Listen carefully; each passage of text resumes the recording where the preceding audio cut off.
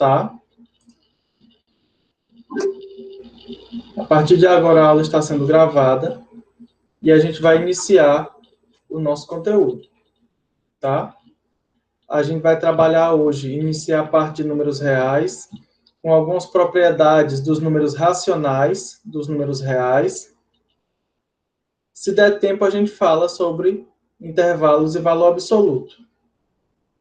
Mas, como eu já falei na apresentação da disciplina, a gente vai ter, nesse primeiro bimestre, a parte de números reais e funções, até a parte limite e continuidade. A gente vai ver isso tudo nesse primeiro bimestre. Hoje à tarde já vão ser postados os primeiros exercícios, as primeiras atividades avaliativas. Como eu já falei antes, todas as semanas vocês vão receber uma lista de exercícios e, no final, vai ter uma nota específica para as listas de exercícios. E, ao final de cada mês, a gente faz uma avaliação. No segundo bimestre, a gente vai ver as derivadas, aplicações de derivada, integrais e aplicações de integrais definidas. E aí a gente encerra o nosso curso de Matemática 2. Para todos vocês, como eu já tinha dito antes, vocês vão ter que estudar, vocês vão ter que assumir cada vez mais um papel de protagonista e vão ter que estudar mais e cada vez mais sozinhos, tá bom? Vocês vão precisar disso. Porque o professor ele vai ser mais um facilitador. Não dá para esperar só as aulas do professor Gerson para você estudar depois que teve a aula, não, viu? Não façam isso.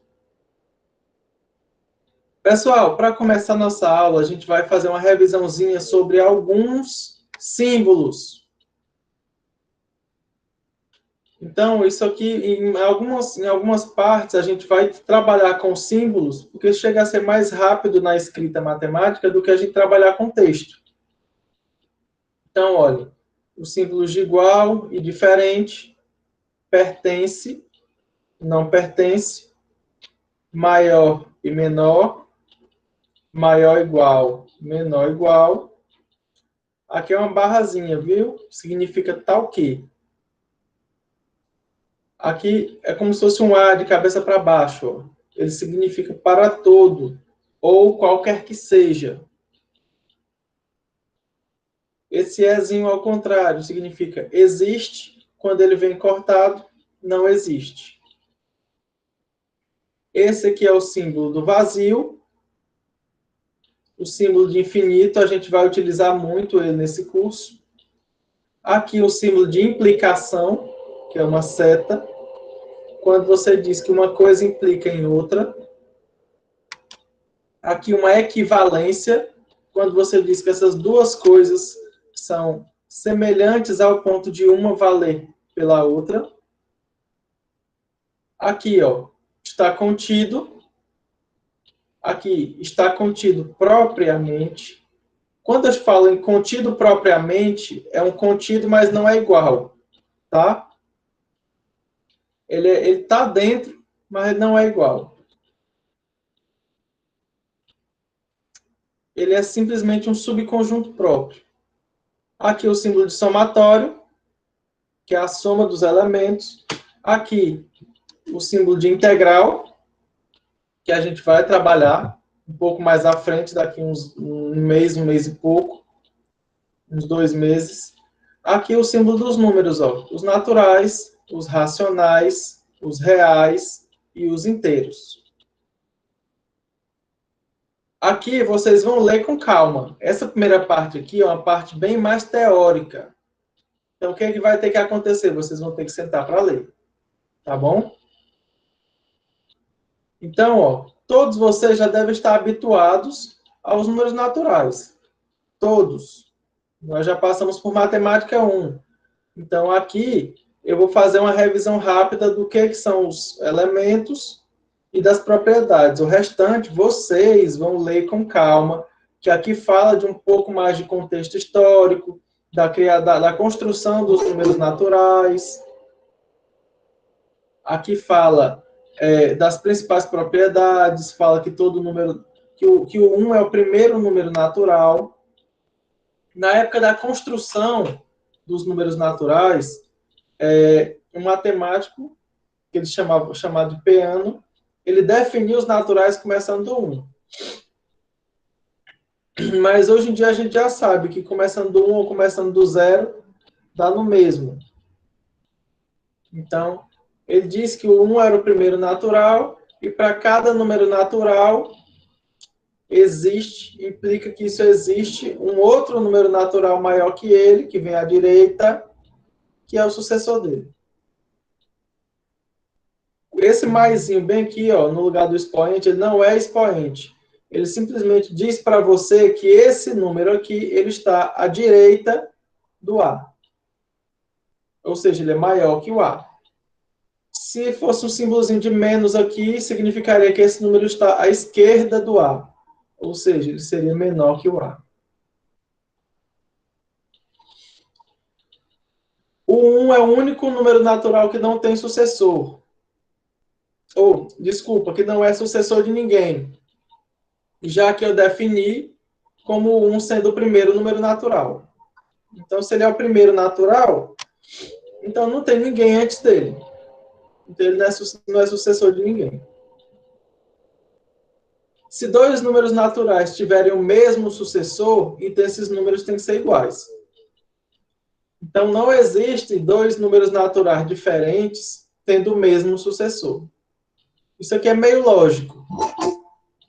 Mas eu preciso definir. Isso precisa ficar claro para vocês, principalmente lá na parte das demonstrações.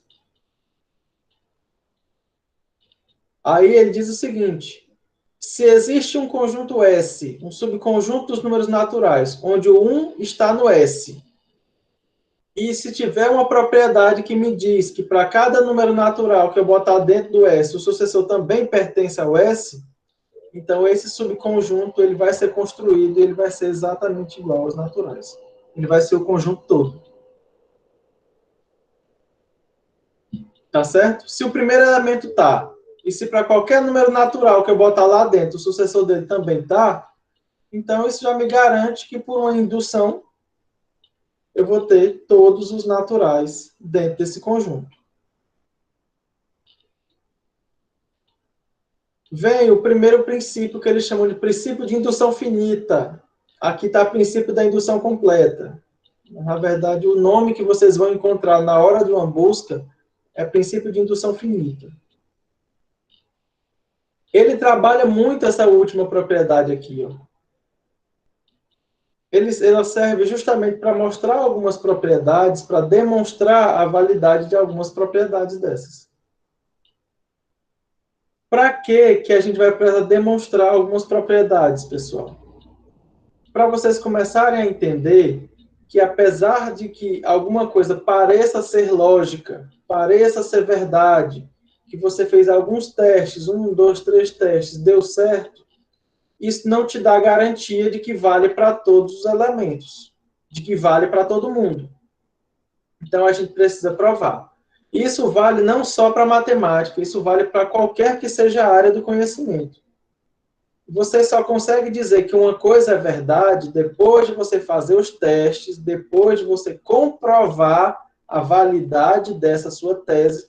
Aí você pode dizer que vale para todo mundo. Então, até lá, não vale. Se valer para quase todo mundo e não valer para um único elemento, então você não pode dizer que vale para todo mundo. Ou é para todo mundo, ou não é para ninguém. Não existe um meio termo, a não ser que você estabeleça as restrições. Tá? Então, o princípio de indução finita, ele diz o seguinte: considere uma proposição P aplicável aos naturais. Ou seja, você está com uma ideia de que se você aplicar para os números naturais, isso dá sempre certo. Então, você precisa comprovar que essa sua ideia é verdadeira. Como é que você comprova? Você mostra que vale para o primeiro elemento. Como a gente definiu que o 1 é o primeiro natural, Então, eu tenho que provar que essa propriedade, que essa proposição que eu quero comprovar, que ela vale para o primeiro elemento.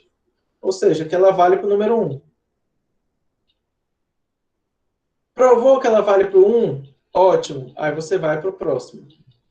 Aí você supõe que vale para qualquer número natural e chega que isso implica que tem que valer também para o sucessor. Então, se vale para o primeiro elemento, e se para independente de qual natural você pegar, se isso implicar que também vale para o sucessor dele, então vale para os naturais completos. Então vale para todo mundo. Tá certo? Eu vou fazer um exemplozinho agora.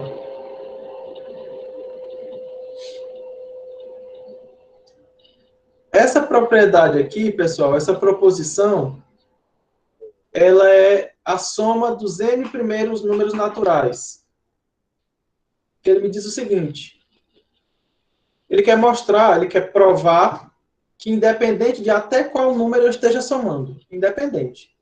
Se eu somar, por exemplo, os 100 primeiros números, bem aqui vai aparecer o n igual a 100, vai ser o p de 100. Eu aplico o 100 no lugar do n e eu já garanto direto que a soma do 1 até o 100 vai dar isso aí. Ah, mas se eu quiser até o 1000, então no lugar do n você bota 1000. Resolve a fraçãozinha aqui rápida e já acha o valor dessa soma. Para você não ter que ficar somando de um por um, até o 1000. Mas será que isso é verdade? Se eu não quero ficar testando até o 1000, será que não tem algum número onde eu aplico aqui e o resultado não dá verdade? Não dá certo?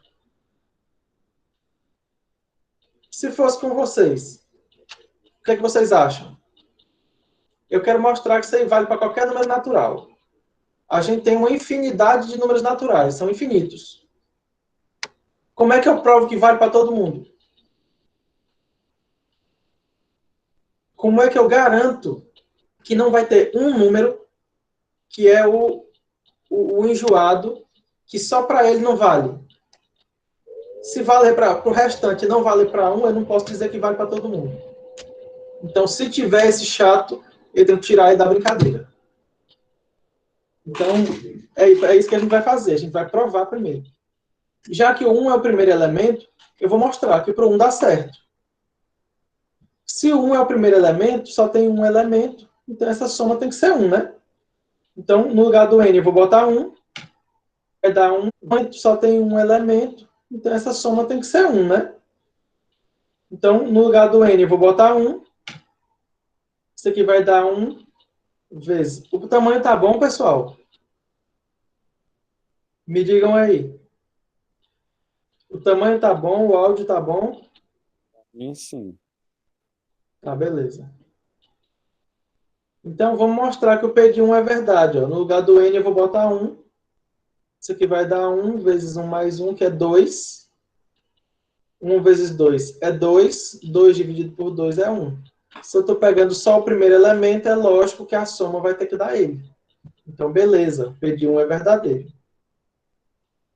Agora, o que eu tenho que fazer? Eu tenho que eu vou supor que para um número real, um número natural qualquer, a propriedade aplicada nele é verdade. Então, suponha para um natural maior que 1, é lógico, porque para 1 eu já sei que é verdade. Suponha que para um número natural A maior que 1, essa proposição é verdade. Então, o P de A é isso aqui, ó. É o A vezes A mais 1 por 2, que é verdadeiro. Então, eu estou supondo que isso aí é verdade. Se isso aqui é verdade, eu tenho que mostrar que o fato disso aqui ser verdade vai fazer com que o do sucessor dele também seja. Então, vamos lá. Quem é o P de A? É a soma dos A primeiros números naturais, do 1 até no A. Quem é o P do sucessor? É somar todo mundo até o sucessor do A. Olha, mas a soma do 1 até no A, a gente já está supondo que é verdade. A gente está supondo que dá isso. Então, eu vou substituir bem aqui, ó. Quando eu substituir, isso aqui vai dar A vezes o A mais 1. Só que o A mais 1 é quem?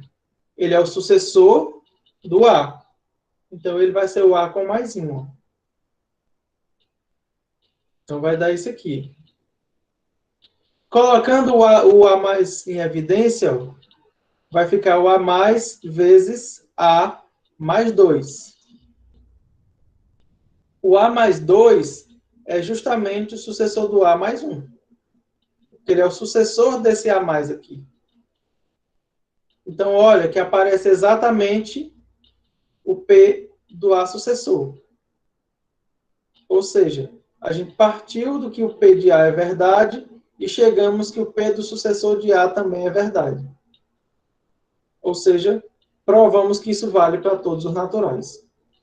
A gente pegou um A qualquer, supôs que o P de A é verdadeiro, e isso implicou que o P de A mais 1, o P de A mais, também é verdade.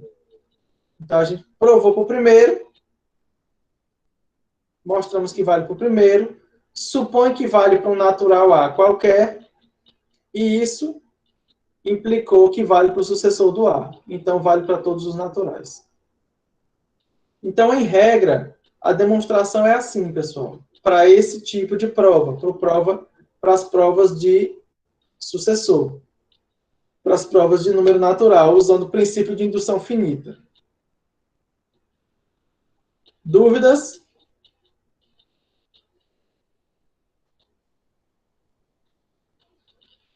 Sim, não, não sei.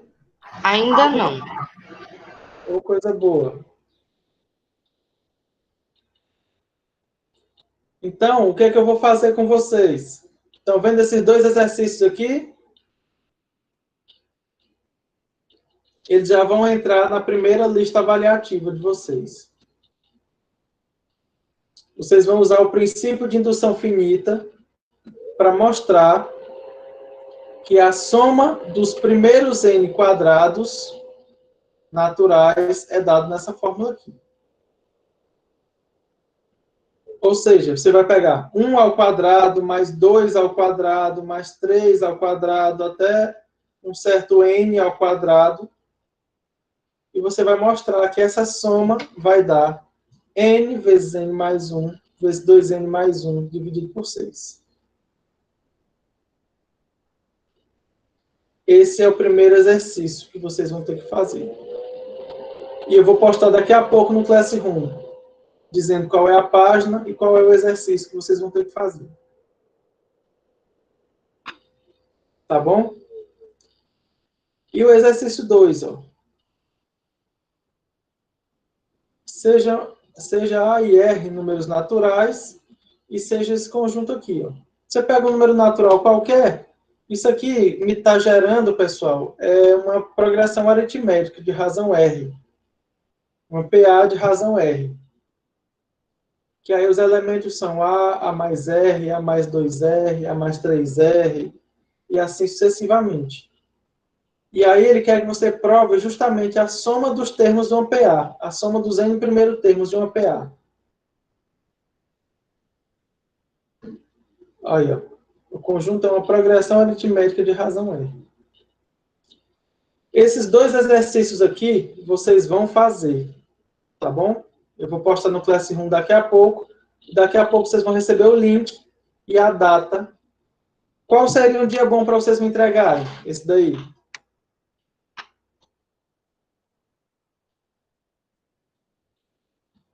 Hein, pessoal? Qual seria um dia bom? Até a próxima aula é bom, né, não, professor?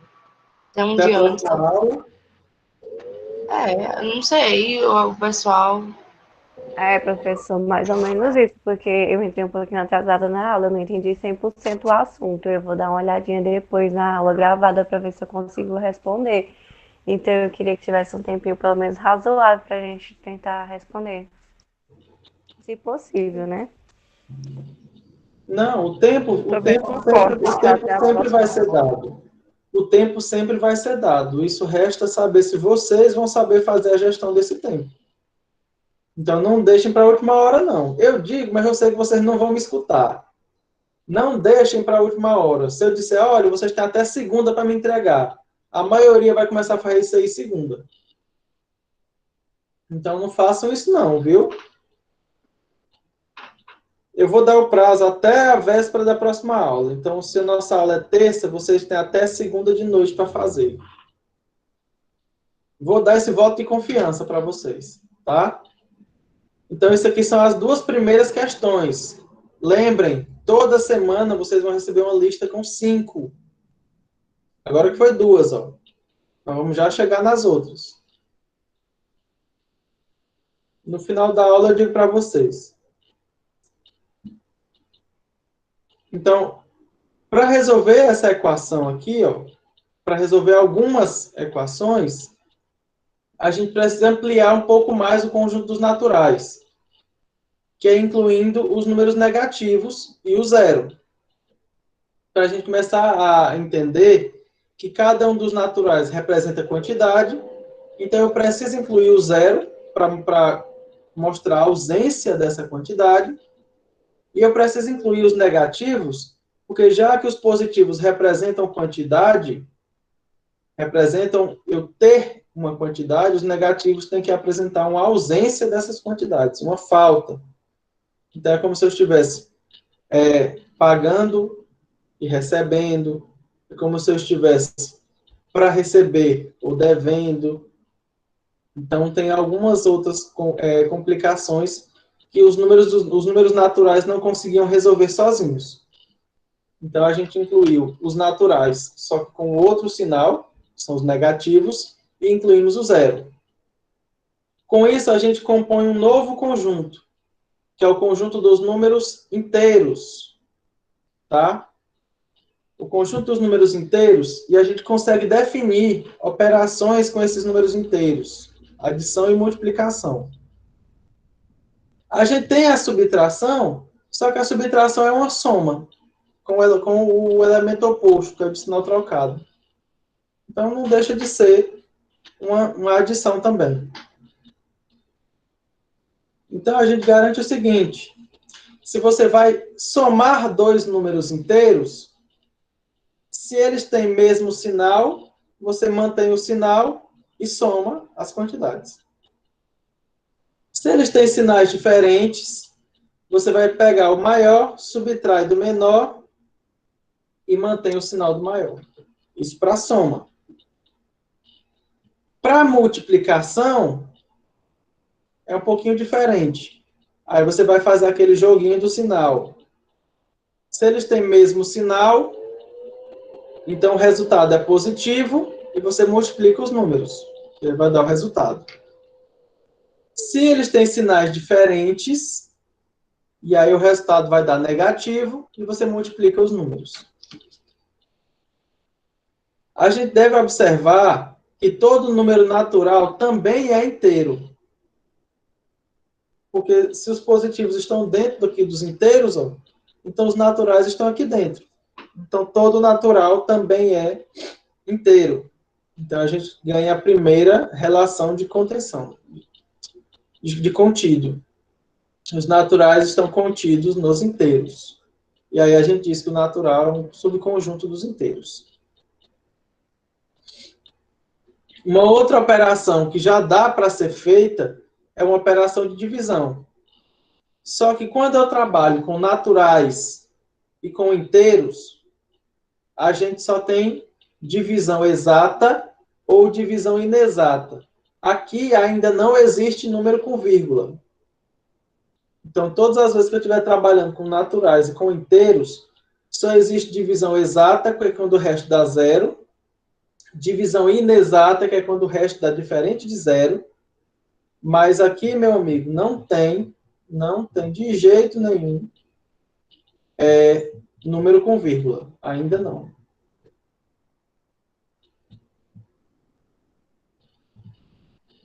Certo? Justamente por causa dessa divisão aí, da exata e da inexata, essa sobra de elementos aí, eu preciso saber o que é que eu faço com ela. Foi para isso que foram criados alguns números a mais, que são chamados de números racionais. São os números com vírgula. São os números que geram uma divisão exata, só que o quociente tem vírgula, ou números que apresentam as chamadas dízimas periódicas, que são números que dizem, que me mostram que mesmo tendo representação decimal infinita, eu sei o que vai acontecer com esses números. Por exemplo, 2,343434 e assim sucessivamente. Eu sei que a representação ela é infinita, porém, eu sei quais são os números que vão sempre aparecer. Isso são chamados de dízimas periódicas, e isso também são números racionais. A gente vai entender um pouquinho mais à frente e encontrar as frações geratrizes, que geram essas dízimas. Pessoal, vocês estão me vendo? A câmera está ligada, tá? Tá sim, professor. Ah, que bom. Nós vamos fazer uma aula também onde todas as câmeras de vocês vão estar ligadas, viu? Eu quero ver a cara de todo mundo com a cara inchada de sono ainda. Certo. Eu acho que você vai se arrepender.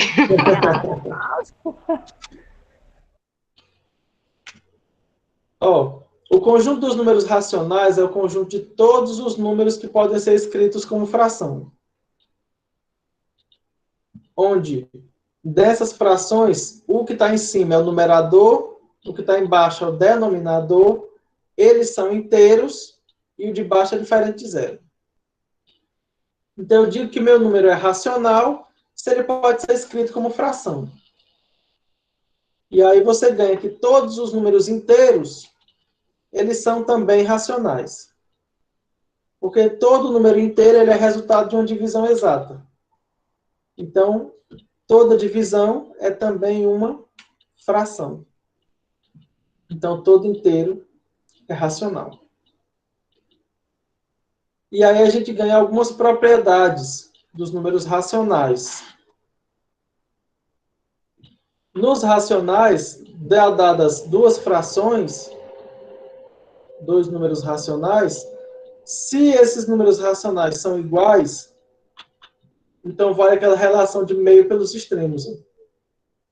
Aquela brincadeirinha lá da regra de 3 que você sempre faz, isso aqui é uma propriedade dos racionais. Você só pode fazer lá porque aqui vale. Então, P vezes N é igual a Q vezes N. Isso vale por causa da propriedade dos racionais. Uma consequência é que cada número racional pode ser representado por uma infinidade de maneiras, que elas são chamadas de frações equivalentes. Tá? Pessoal, só um minutinho, tá? Alguém me ligando aqui, tá travando minha tela. Só um segundo.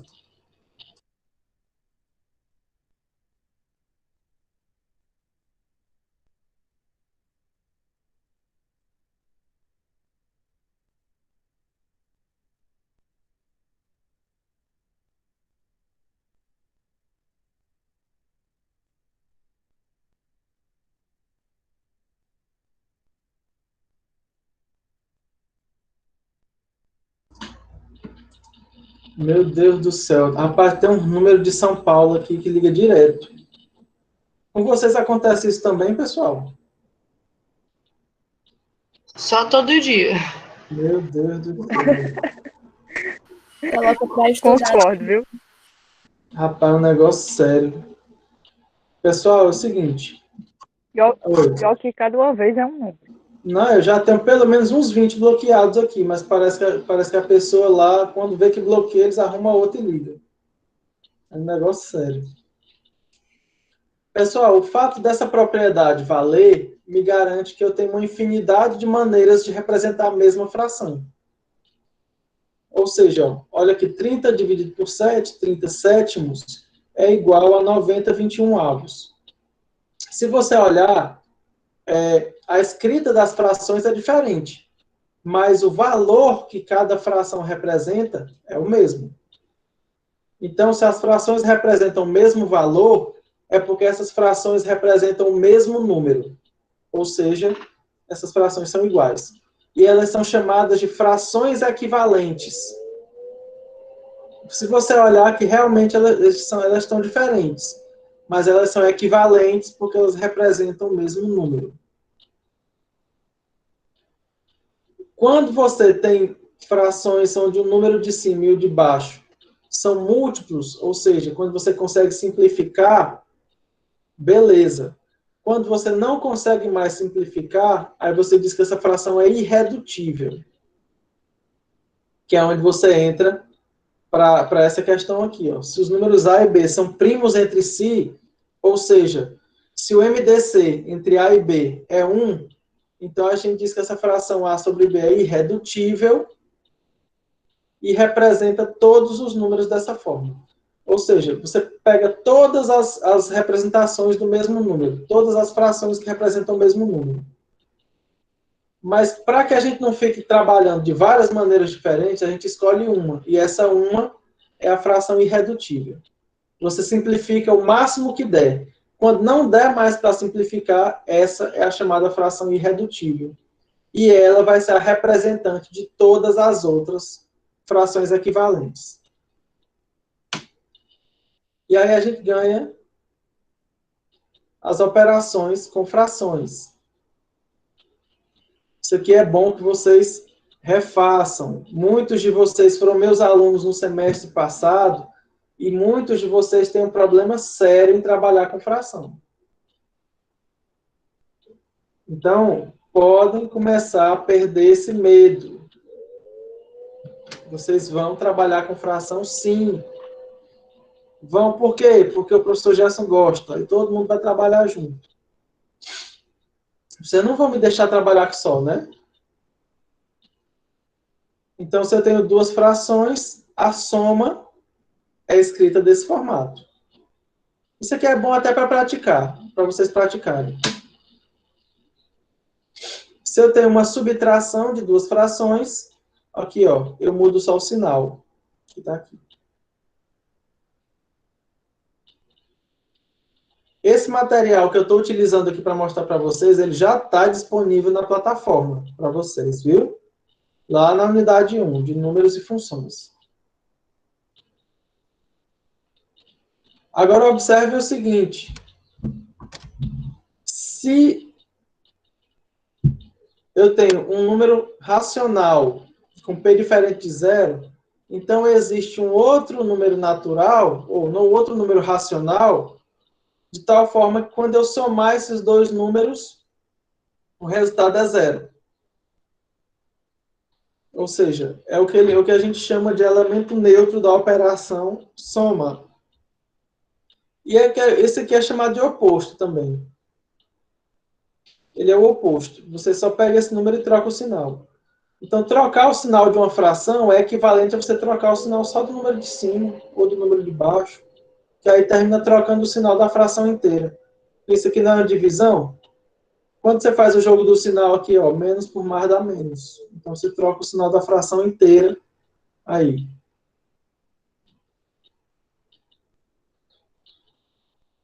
E aí a gente diz que o zero dos números racionais, ele é uma fração onde o numerador é zero. Tá claro, pessoal?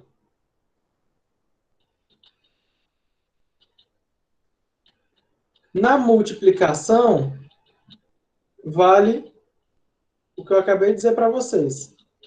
Se eu estou multiplicando duas frações, você multiplica o de cima pelo de cima e o de baixo pelo de baixo. O resultado vai ser dessa forma. Essas aqui, ó, isso aqui são chamadas de frações inversas. Que, na verdade, quando você pega um e multiplica pela outra, o resultado dá 1. Porque isso aqui é o elemento neutro da operação produto. São chamados de inversos. O 1, em formato de fração, ele é um número dividido por ele mesmo. Eu usei muito isso aqui para fazer a brincadeirinha de soma de fração com o número inteiro. Eu pegava um número inteiro, escrevia ele em formato de fração para fazer essa soma. Usei muito no período passado. Muito mesmo. No anterior também uso bastante para mostrar. Divisão de frações. Se eu quero pegar uma fração e dividir por outra, eu vou manter a primeira e vou multiplicar pelo inverso da segunda. Ou seja, eu inverto a operação, inverto a fração. Mantém a primeira, multiplica pelo inverso da segunda. E aí, multiplicação é tranquilo. O de cima pelo de cima, o de baixo pelo de baixo. Todo número racional, ele pode ser escrito nesse formato aqui. De multiplicação de número inteiro por fração. Desse jeito, o zero, ele é um zero escrito dessa forma, e ele não tem inverso. Porque como o de cima é zero, quando você inverter, o zero vem para baixo. E aí isso não pode acontecer. Então, o zero é o único número racional que não possui inverso. É o zero. A gente pode representar os racionais também de forma geométrica, usando os pontos de uma reta, que aí entra para a reta real, para a reta racional ainda. Aí vocês vão lendo com calma aqui depois, tá bom? Aqui, ó. Representação dos racionais. Você tem um número aqui, que ele é o positivo, o oposto dele é o negativo. Eles representam a mesma quantidade, só que um com sobra, outro com falta. Então, um com sinal positivo, outro com sinal negativo. Dessa forma, cada racional corresponde a um único ponto da reta. E aí vem a pergunta. Dado a unidade de medida de comprimento, a cada ponto da reta, a gente pode também fazer a correspondência com um número racional. Verdadeiro ou falso? Em outras palavras, todo ponto da reta é imagem de um número racional em termos de uma unidade. Na verdade, isso aqui é falso, né? Isso aqui é mentira. Porque tem números na reta que não podem ser representados por um número racional. Então, entendam. Números, inclusive famosos, por exemplo, π, raiz de 2. Na verdade, uma raiz de qualquer número que não tem raiz quadrada exata. É um número que não é racional, não dá para ser representado por fração. Então, é um número que, como se essa reta ainda tivesse alguns pontos a serem completados, que vão ser justamente esses. E aí vocês vão dar uma olhada, ó, nessa construção do raiz de 2, bem aqui. Você tem um quadrado, onde o lado mede 1. Se esse lado mede 1, esse aqui também mede 1. Pelo teorema de Pitágoras, então, a hipotenusa ao quadrado é a soma dos quadrados dos catetos. Só um momento, tem alguém me ligando de novo. Só um minutinho.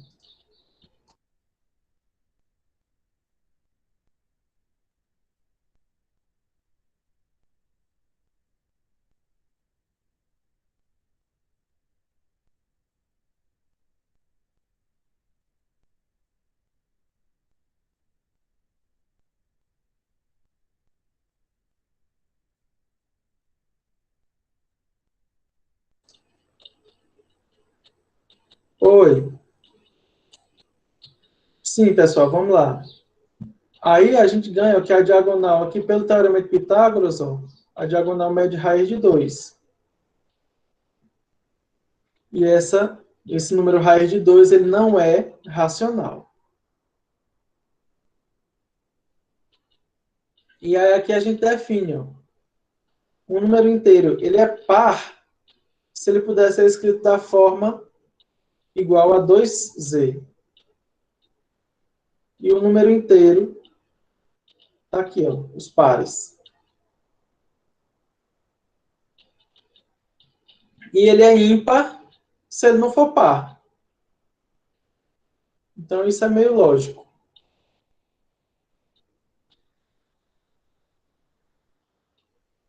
Vamos para a primeira proposição. Dado um número inteiro A, então se A é par, se somente se isso aqui acontecer.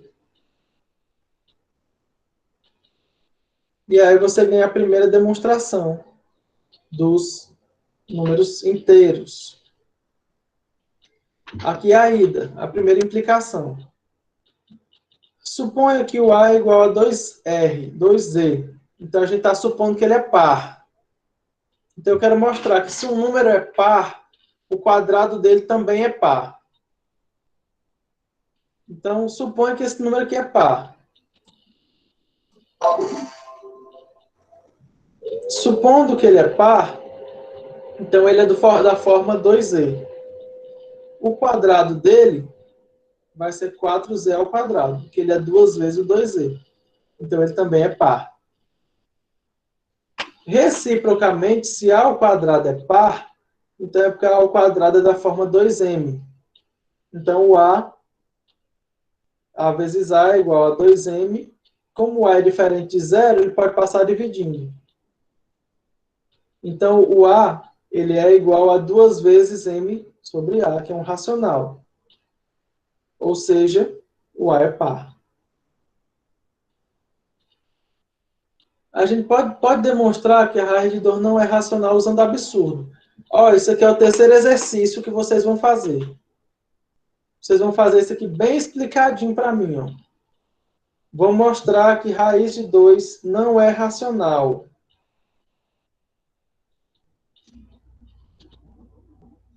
Mostrar que raiz de 2 não é racional. Vocês vão ler com calma, vão explicar bem direitinho para mim por que raiz de 2 não é racional. E daí a gente conclui que existem pontos na reta que não são correspondentes de números racionais. Esses pontos eles representam geometricamente um outro conjunto, que é o chamado conjunto dos irracionais.